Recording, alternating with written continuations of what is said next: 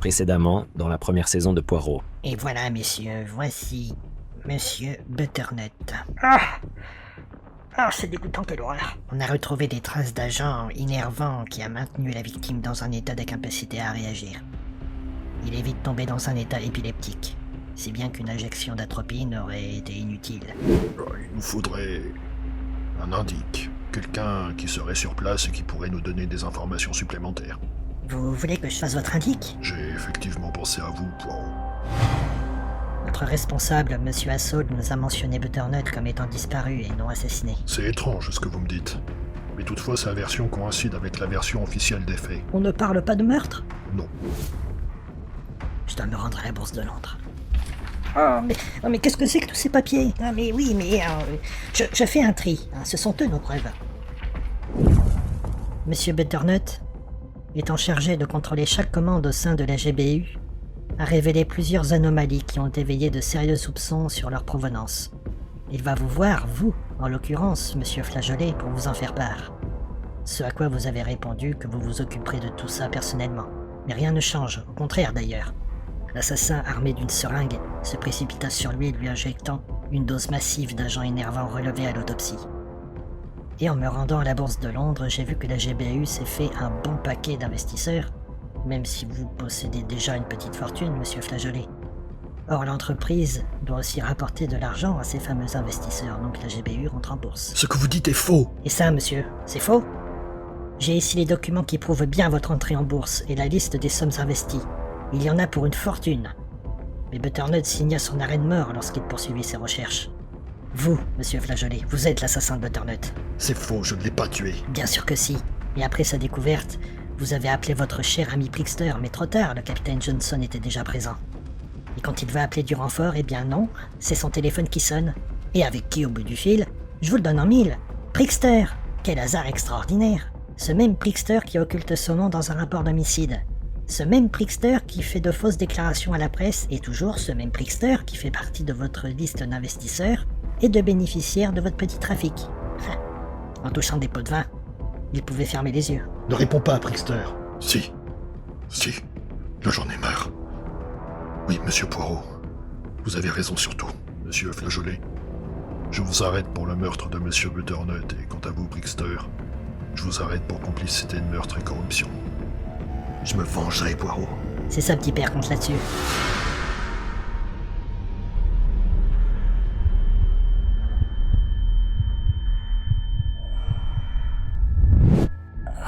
Alors, Pépère, on a fait un gros dodo?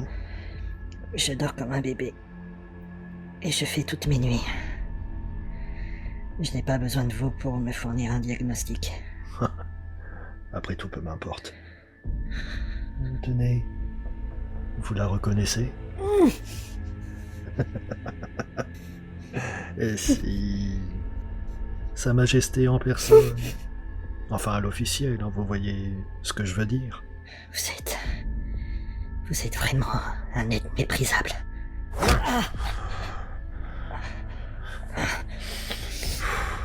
Je ne suis pas méprisable. Je vais vous faire payer, monsieur Poirot. Souriez, vous êtes filmé. Avec cette petite caméra que voici, vous allez exécuter en direct sa pauvre majesté. Tout le monde voudra votre peau et je serai vengé. Vous croyez peut-être que je vais obéir à vos ordres? Ah non, pas pour l'instant, mais avec ceci. Cette seringue contient un agent paralysant. Ça vous rappelle quelque chose? Vous allez me faire subir la même chose que monsieur Butternut? Hélas, oui.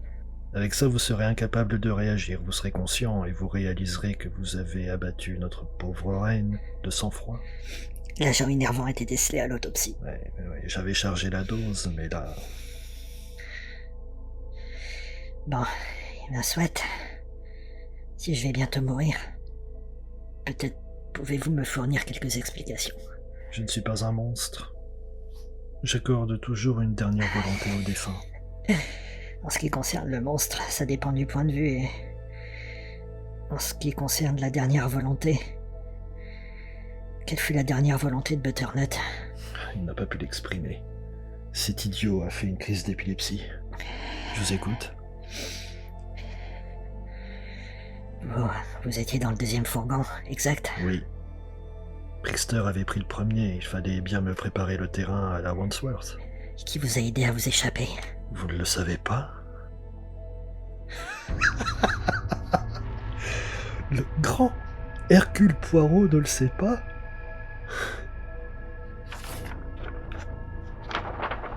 Vous reconnaissez cette liste? C'est la liste des personnes qui bénéficiaient de vos petites magouilles.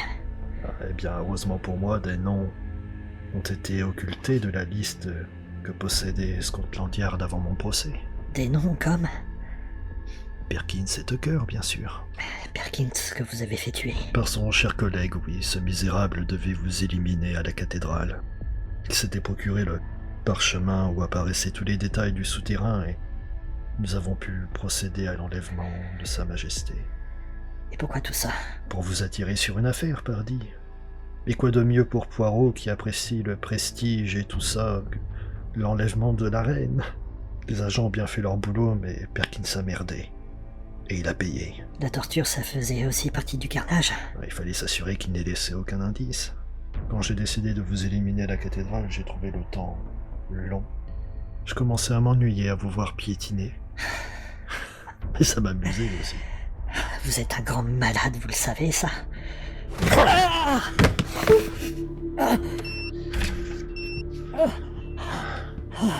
Chut. Qu'est-ce que c'est que ce bruit? Ah bah là, on peut dire que vous avez une sacrée droite, hein, franchement. La ferme! Non mais attendez, et vous n'allez pas me laisser comme ça par terre? Mais j'ai dit taisez-vous! Et donc vous voulez pas m'aider à me relever? Faites du bruit. Mais vous allez vous taire, oui!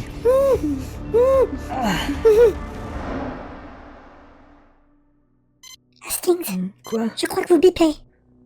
Le bip. Le bip. La balise. Bravo, Poirot. Où il se trouve? Attendez, ça se précise. Je connais cet endroit. C'est un repère connu des dealers de coke. C'est l'ancienne centrale électrique de Battersea. On y va. Hipkins, Brand, suivez-nous avec la deuxième voiture. Et aucune sirène. Éteignez le contact et laissez la voiture rouler.